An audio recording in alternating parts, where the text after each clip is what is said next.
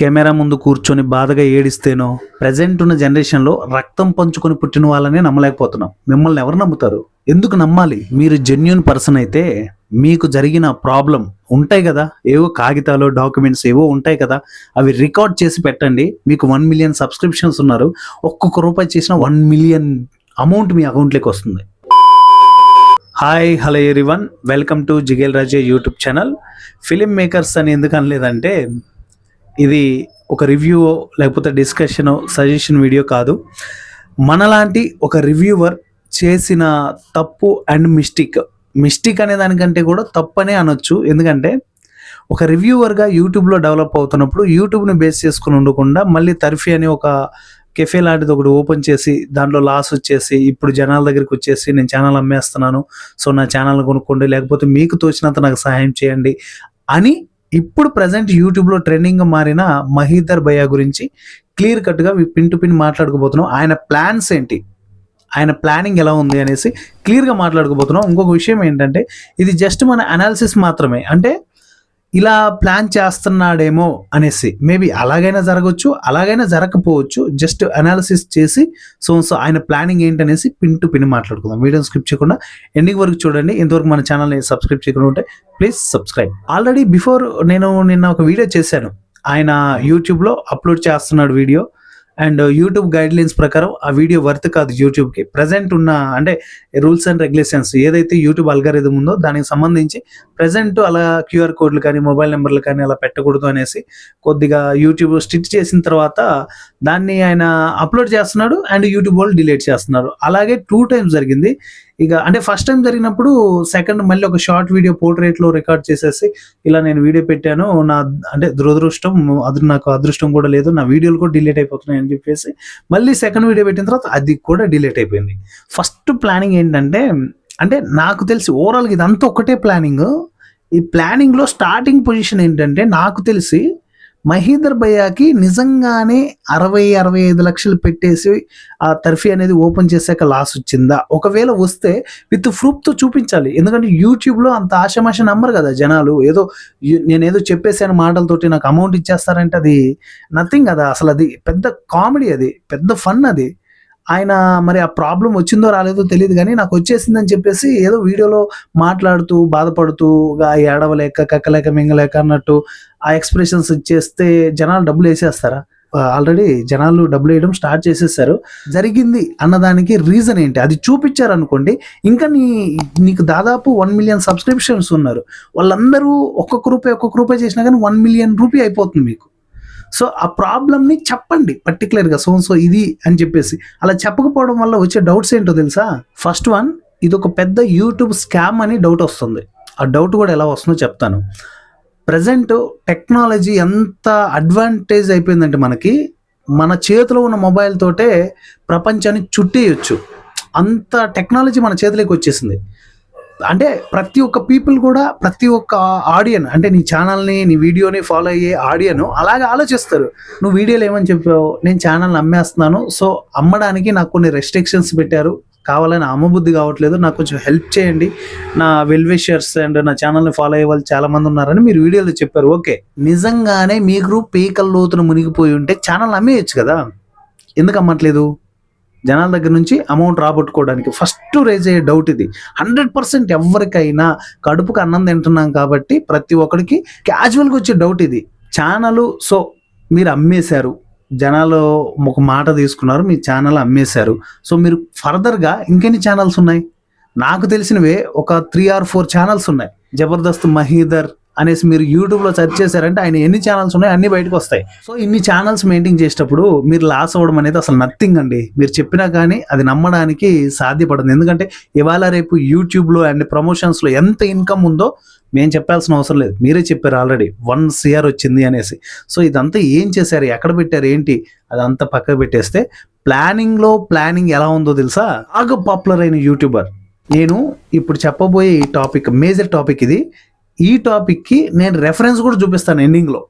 First planning ఏంటో చెప్తాను, దానికి ఎగ్జాంపుల్స్ అండ్ ప్రూఫ్స్ కూడా చూపించి ఎండ్ చేస్తాను ఈ వీడియోని. ఇందులో ఫస్ట్ మీరు గుర్తుపెట్టుకోవాల్సింది ఏంటంటే, జబర్దస్త్ మహీధర్ అనే వ్యక్తి ఏదో 10 మందికో 20 మందికో 1,00,000 మందికో తెలిసిన వ్యక్తి కాదు. తక్కువలో తక్కువ దాదాపు 1 మిలియన్ అబోవ్ ఉన్నారు. 1 మిలియన్ పెట్టుకోండి. 1 మిలియన్ మెంబర్స్కి తెలిసిన వ్యక్తి. 1 మిలియన్ మెంబర్స్ కంటే మీరు బాగా ఆలోచించండి. ఆయనకున్న ప్రాబ్లంకి నేను బిఫోర్ చెప్పినట్టు ఒక్కొక్క రూపాయి వేసినా కూడా 1 మిలియన్ రూపీ అవుతుంది. సో అలాంటి ఒక పర్సన్ సడన్గా ఈ యూట్యూబ్ని ఆపేసి యూట్యూబ్ని అమ్మేశారు అనుకుందాం. సపోజ్ నాకు అమ్మేశారు అనుకుందాం. కొద్దిసేపు నాకు అమ్మేసిన తర్వాత ఆయన వీడియోస్ పెట్టడం ఆపేస్తాడా? ఆపడు కదా. వీడియోస్ పెట్టడం ఆపకపోగా ఛానల్ నాకు అమ్మేశాడు, నేను వీడియోలు పెడుతుంటే ఎవడు చూడ్డు. ఎందుకంటే జబర్దస్త్ మహీధర్ రివ్యూకి చాలామంది అడిక్ట్ అయిపోయారు. అలాంటి వాళ్ళు నా రివ్యూని ఎందుకు చూస్తారు? చూడరు కదా. నా రివ్యూని చూడాల్సిన అవసరమే లేదు. నేను కనపడ్డానంటే అసలు ఓపెన్ కూడా చేయరు. ఆయనే ఒక ముక్కలో రివ్యూ అని చెప్పేసి 8 నిమిషాలను అబోవ్ పెడతాడు వీడియో. సో తర్వాత నేను వచ్చేసి జస్ట్ ఒక 30 సెకండ్స్ పెట్టినా కూడా చూడరు వీడియో. ఎందుకంటే పర్సన్ మారిపోయారు. అక్కడ యూట్యూబ్ అల్గారిథం కూడా చేంజ్ చేసేస్తుంది. ఒక పర్సన్ చేంజ్ అయిన తర్వాత, ఒక యూట్యూబ్ ఛానల్ నడిపించే వ్యక్తి చేంజ్ అయిన తర్వాత, అది నేను కొన్నవాడికి వచ్చే ప్రాబ్లం. అది అయ్యేవి ఈ ప్రాబ్లమ్స్ అన్నీ కూడా నేను కొన్నాను కాబట్టి నేను ఫేస్ చేయాల్సిన ప్రాబ్లమ్స్. ఇప్పుడు మహీధర్ బ్రో ఏం చేస్తారంటే, నాకు ఛానల్ అమ్మేశారు, నాకు సట్లే నేను పడుతున్నాను, నన్ను కొద్దిగా పక్క పెట్టేసేయండి, ఇంకా నేను సంఘనాకపోయినా పర్వాలేదు, నన్ను పక్క పెట్టేసేయండి. మహీధర్ బ్రో ఏం చేస్తారంటే ఇంకొక ఛానల్ పెడతాడు సేమ్ అదే పేరుతో. తర్వాత ఏదో క్యాప్షన్ లాగా 2.1 మహీధర్ వైబ్స్ ఇట్లా ఆయన ఉన్నాయి కదా ఆల్రెడీ. అలాంటిది ఏదన్నా చిన్న ఒక ట్యాగ్ లైన్ లాంటిది ఒకటి పెట్టేస్తారు. దానికి ట్యాగ్ లైన్ లాంటిది పెట్టిన తర్వాత ఆయన యూట్యూబ్లో కనిపించాడంటే ఇక్కడున్న సబ్స్క్రైబర్స్ మొత్తం వెళ్ళిపోతారు అక్కడ సైడ్కి. 100% వెళ్ళిపోతారు. వెళ్తారా వెళ్ళరా కింద కామెంట్ చేయండి. 100% వెళ్ళిపోతారు. అక్కడ ఆయన సేఫ్. ఇక్కడ యూట్యూబ్ ఛానల్ నాకు అమ్మేశాడు, ఆయనకున్న ప్రాబ్లమ్స్ని సాల్వ్ చేసుకున్నాడు. అంటే నేను కొనే స్థితి నాకు లేదులేండి, చెప్తున్నాను. సో అంటే ఎవరికైనా అమ్మినా కూడా ఆ అమ్మిన వచ్చిన అమౌంట్ తోటి ఆయన ప్రాబ్లం ఏదైతే ఉందని చెప్పాడో, మరి అది ఉందో లేదో పర్టికులర్గా తెలియదు బిఫోర్ చెప్పినట్టు. సో ఆ ప్రాబ్లం ఉంటే మాత్రం ఇన్కమ్ అంతా తీసుకెళ్ళిపోయి అక్కడ ప్రాబ్లమ్ సాల్వ్ చేసుకుని ఆయన సేఫ్ అయిపోయాడు. కానీ ఛానల్ కొనిన వాడి పరిస్థితి ఏంటి? ఇది పక్క ప్లాన్తో చేస్తున్నట్టే కాదా? జనరల్ ఆడియన్స్కి వచ్చే డౌట్ 100% ఈ డౌట్ ఫస్ట్ రేజ్ అవుతుంది. ఆల్రెడీ నీకు కొన్ని ఛానల్స్ ఉన్నాయి, ఆ ఛానల్స్ని బట్టి నువ్వు ఈజీగా ప్రమోషన్ చేసుకోవచ్చు, ఈజీగా వేరే లెవెల్కి వెళ్ళిపోవచ్చు. ఇప్పుడు నేను విత్ ప్రూఫ్ చూపిస్తానని చెప్పాను. ఆథరైజ్డ్గా వేరే ఛానల్స్ ఉన్నాయి. ఇప్పుడు టైవ్యూ వాళ్ళు ఉన్నారు, వాళ్ళని ఏదో అంటే అలా చెప్పడం కాదు, కానీ ఆల్రెడీ ఇంకొక ఛానల్ క్రియేట్ చేశారు. జస్ట్ 3 వీడియోలు అప్లోడ్ చేశారు. 3 వీడియోలు. ఒకసారి స్క్రీన్ షాట్ చూడండి, ఎంత ఉన్నాయో చూడండి. 3 వీడియోలు, అందులో ఒకటి short video, 2 full length videos. ఎంతమంది సబ్స్క్రిప్షన్స్ వచ్చారో చూడండి. సేమ్ టైవ్యూ వాళ్ళకు కూడా దాదాపు 1 మిలియన్ సబ్స్క్రిప్షన్స్ ఉన్నారు. సేమ్ ఈయన పొజిషన్లోనూ వాళ్ళు ఉన్నారు. అంటే ఇక్కడ పేరున్నవాడు మాత్రమే పాపులర్లోకి వెళ్తాడు, పేరు లేనివాడు సంకనాకి పోతాడు. ఎవరు చేస్తారని మీకు హెల్ప్? అదే మీరు నాకు ఈ ప్రాబ్లం ఉంది అని చెప్పేసి వీడియోస్, మీ దగ్గర ఉన్న డాక్యుమెంట్స్ అవన్నీ తీసి వీడియో రూపంలో, ఆల్రెడీ మీరు వీడియో చేసే వ్యక్తే కదా, ఒక రివ్యూవరే కదా, ఇవన్నీ పెట్టండి. తలా ఒక్కొక్క రూపాయి చాలు, ఎక్కువ వద్దు. మీకున్న ఫ్యామిలీ మెంబర్స్ అంతా, అంటే ఇప్పుడు ఏదైతే సబ్స్క్రిప్షన్ ఫ్యామిలీ మెంబర్స్ ఉన్నారో వాళ్ళు ఒక్కొక్క రూపాయి ఎవడు చేయలేండి. మరి ఒక్కొక్క రూపాయి చేసినా కూడా 1 మిలియన్ రూపీ అవుతుంది. మీకున్న ప్రాబ్లం ఇలా వెళ్ళిపోతాయి పక్కకి. ఉదాహరణ చెప్తున్నా. సో అలాంటి ప్లాన్ చేయండి. ఏదైనా చేస్తే వచ్చేసి కెమెరా ముందు కూర్చొని బాధపడిపోయి నాకు ఈ ఇబ్బంది ఉంది, ఆ ఇబ్బంది ఉందంటే మాటలతో చెబితే ఎవరు నమ్ముతారండి? రక్త సంబంధికులు, తోడబుట్టిన వాళ్ళనే నమ్మలేకపోతున్నాం బయట ప్రజెంట్ ఉన్న జనరేషన్లో. సో మిమ్మల్ని ఎవరు నమ్ముతారు? నిజంగా ఒక సామాన్యుడికి వచ్చే ఒక ఆలోచన అన్నమాట ఇది.